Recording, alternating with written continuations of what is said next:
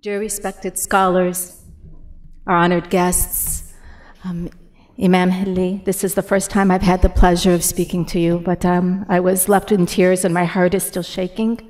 I must tell you, Sister Nicole, salam alaikum to you. To all of the brothers and sisters of Ummah, this began with a phone conversation many years ago, the Ummah mission and vision, and I was honored to be a part of the first conversation to start this beautiful organization. And as many of you know, I've been away for a couple of years now due to my father's illness, and that kept me away from you. But I can tell you that I'm most honored and so happy to be back and to see all of your beautiful faces again and to be reunited as one ummah and as the followers of Ahlul Bayt. So I extend my gratitude and my thanks to the organizers. There's so many of you, but I would like the audience at some point in time to open up your program book sometime in the next couple of days and to make dua for all of the organizers and the founders of Ummah and the continuation of this vision and this mission. Bismillah walhamdulillah wa la ilaha illallah Allahu Akbar. I feel like I should just throw away my notes after Imam's speech and just speak to you from the heart, which is often what I do anyway. But you know, when you're thinking about what to say, you ask Allah subhanahu wa ta'ala to enlighten your heart and to put the right words into your mouth and to be able to speak what He wants us to speak of, not what we think we ought to necessarily speak of.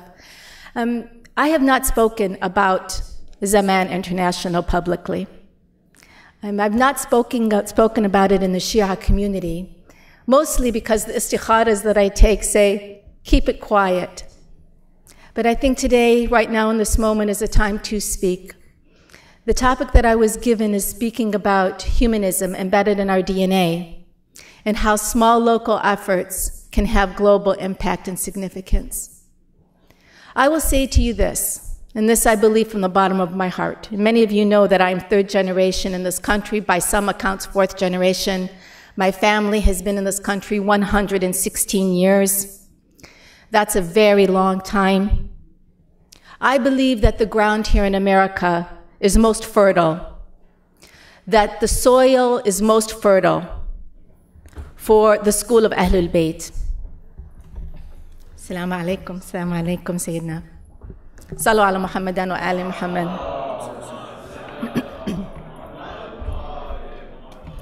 I will tell you that I believe this, and I believe that it is our obligation and our responsibility to lift the name of Imam al-Hujjah,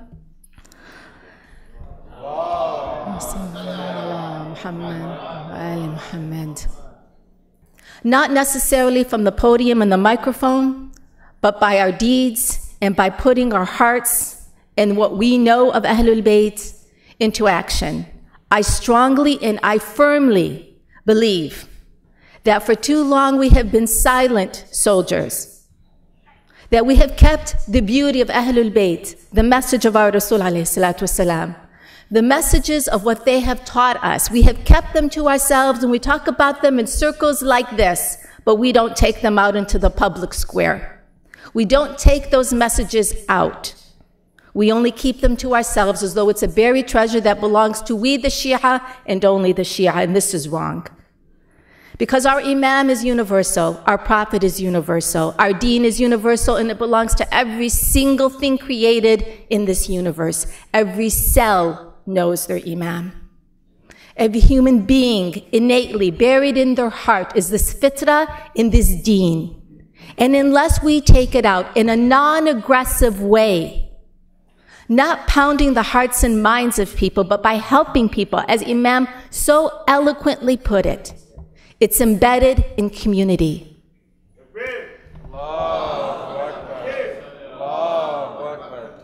Allahu Akbar. Allahumma salli ala Muhammad wa ali. Why do I say this?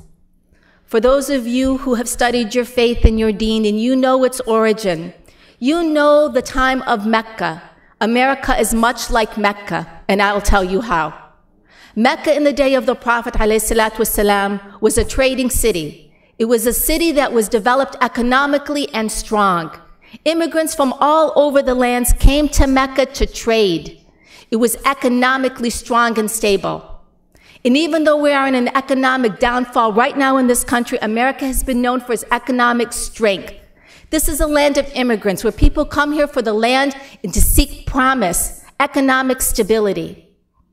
But the Rasul ﷺ, when his message came to him, he was surrounded by those who were orphans, the youth, those who are most marginalized, the poor. That was his inner circle of people who came to him first because they had no voice. He became the voice for the voiceless because Islam is the voice for the voiceless. And what I hope and pray is that the followers of Ahlul Bayt understand how significant giving voice to the voiceless is. We must, as people who understand social justice, as the followers of Ahlul Bayt who understand the message of Imam al-Hussein. It's not enough to cry during Ashura. It is not enough to cry during Ashura. It is not enough to cry during Ashura if you do not put your tears into action. You must, we must. This is my call and this is my appeal. I'm no one special. I have not seen Imam az-Zaman, but I have begged to feel him. He has not come to me to name this organization Zaman International. In fact, what did happen was it was called Salam International. And in 2005, when I went to the top-notch lawyers in Detroit, Michigan, the top-notch nonprofit lawyers, I began to sign the papers for Salam International. And my ink pen, wallahi, would not move. It would not move. I couldn't do it. And I sat back and I just reflected for a moment and I heard Zaman, Zaman International, Zaman. And I sat back and I said to the lawyers, the name is not Salam International. He said, well, what is the name? I said, I'm hearing something, some inspiration. It is Zaman International. At that time, I was not even Shia enough to know that one of the names of Sahib Zaman. I didn't know the name of Imam Sahib Zaman at that point in time.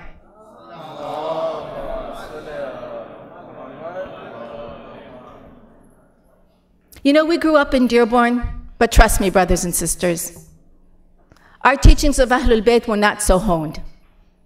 We did not know what we know now. And so when I heard the inspiration, the lawyer said, what does that mean? I said, it's a very lofty word in the Arabic language. It means time, like heavy, like past, present, future. It means time. He said, that's beautiful. I really love that. This is an American Christian man. He said, it's a beautiful name.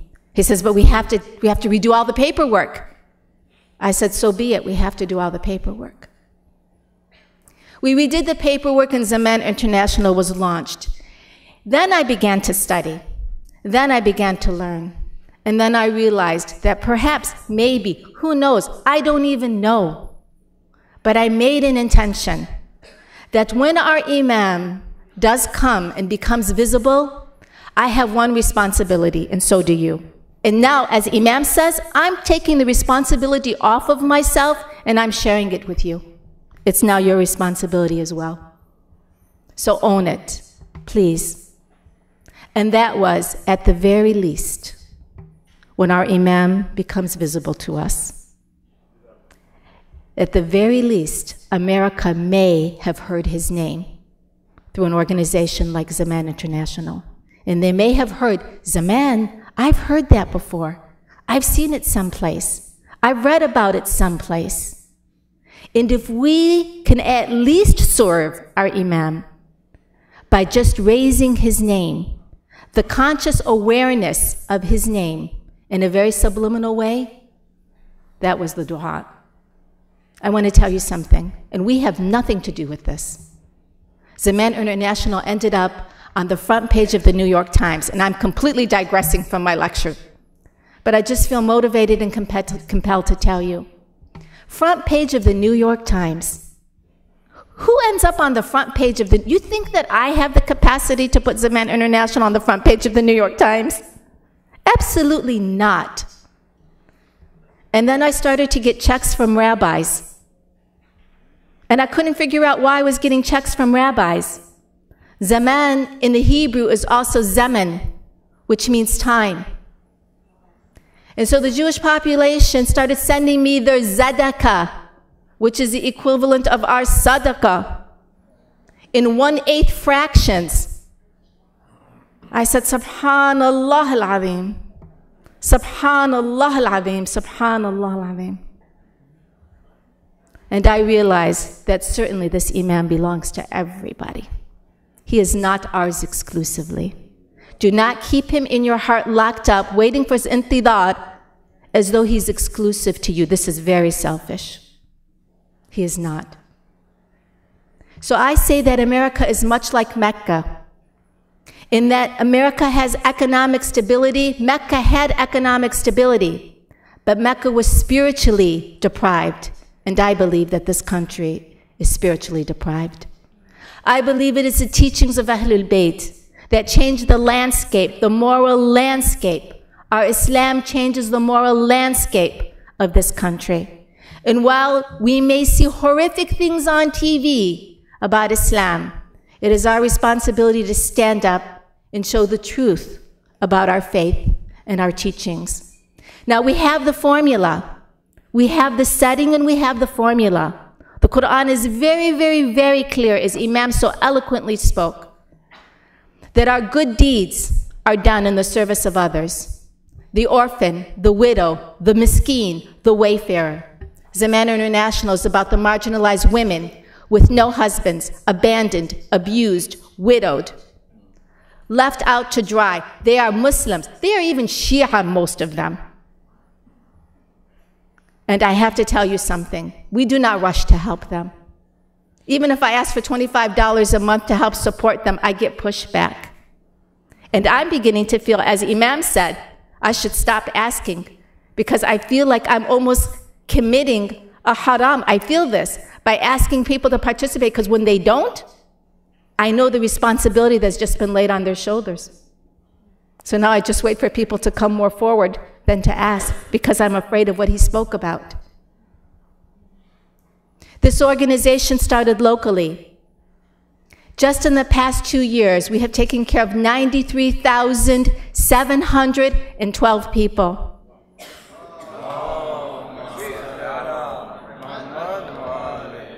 It's attracting Christians, Muslims, Jews, Hindus. It's attracting volunteerism in diversity of volunteerism like none other. I cannot believe it myself, but I should not be surprised, because the Imam does not belong to Shias only. He belongs to the world. So when people hear Zaman International, they say, what does that mean? I say, it means time. Assalamu alaikum. Sallu ala Muhammadan wa ali Muhammad.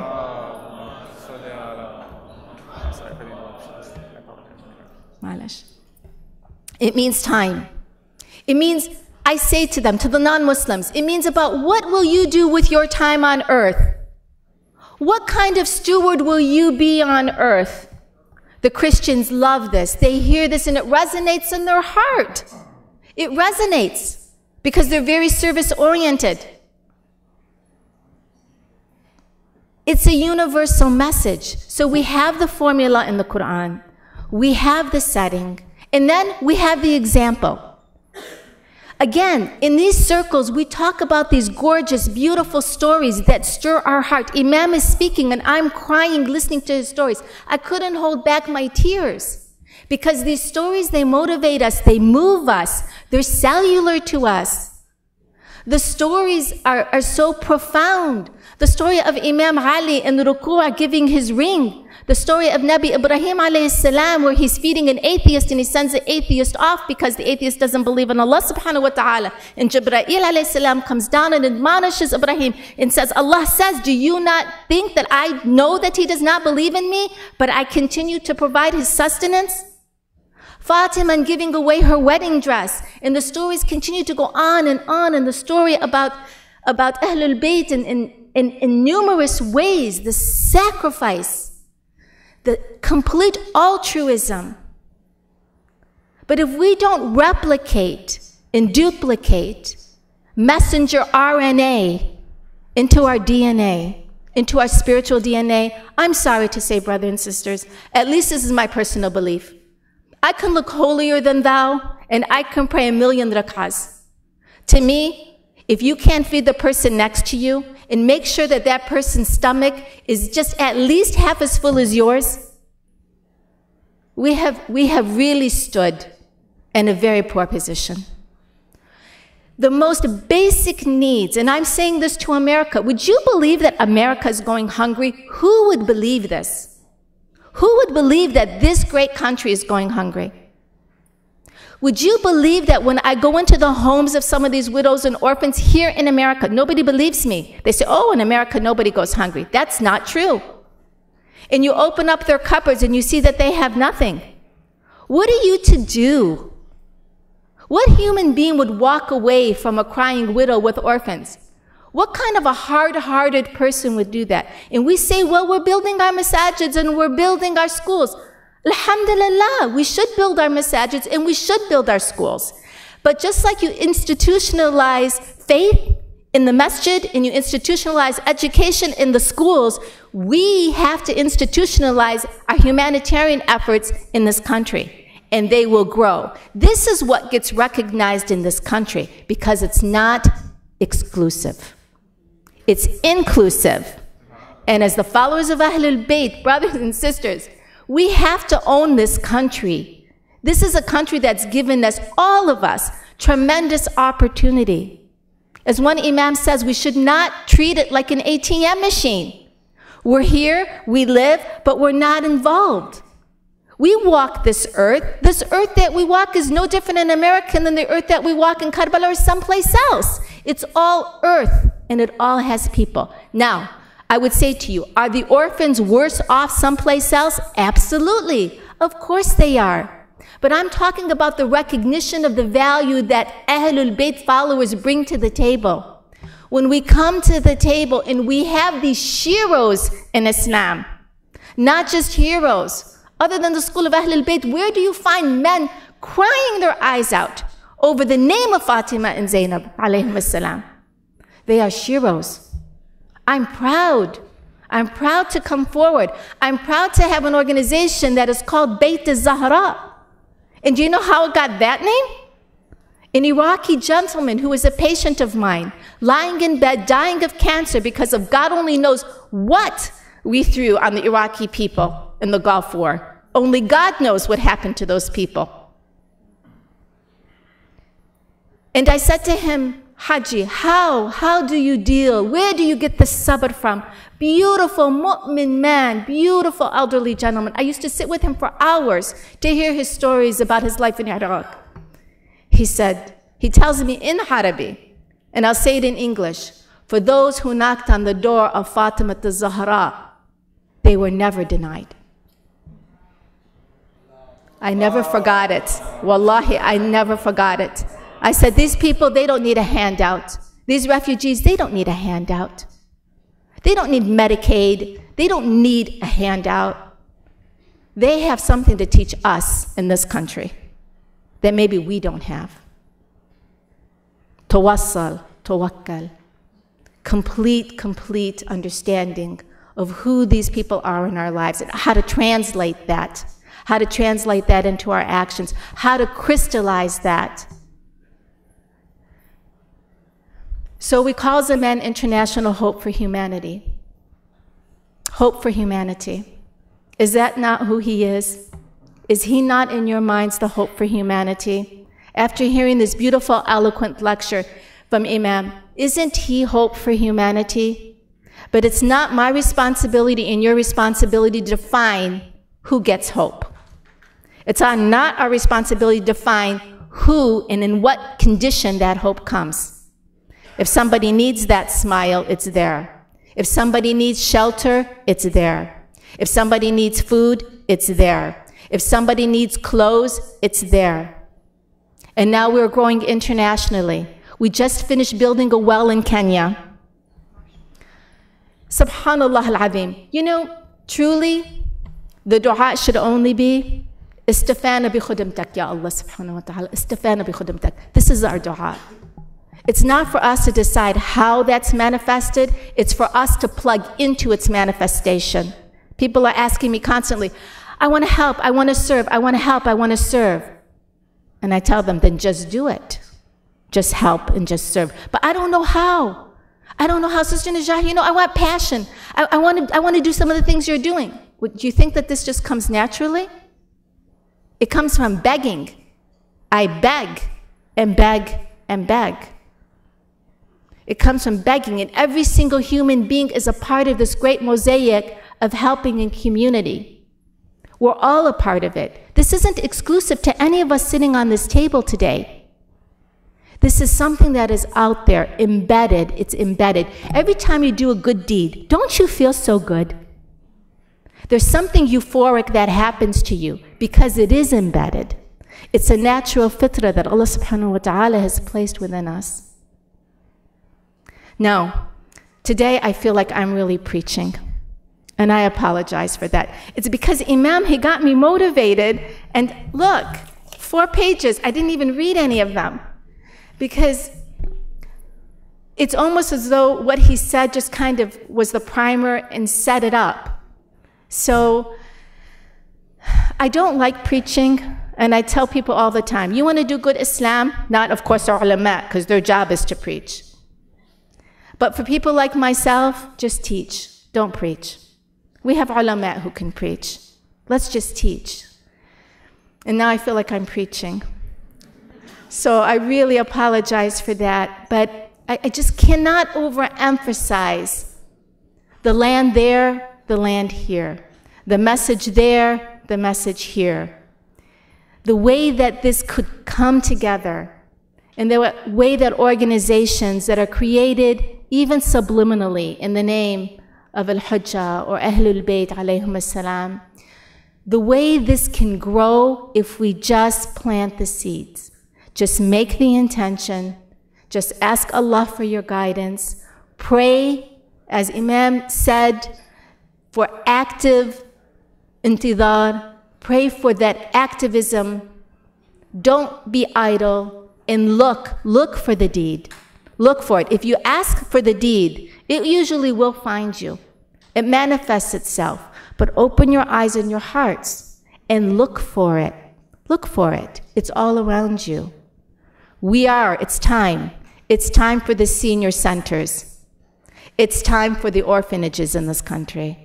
It's time for institutionalization of humanitarian needs. There's no reason why we cannot be the saints, St. John, St. Mary, Saint this, Saint that, St. Jude.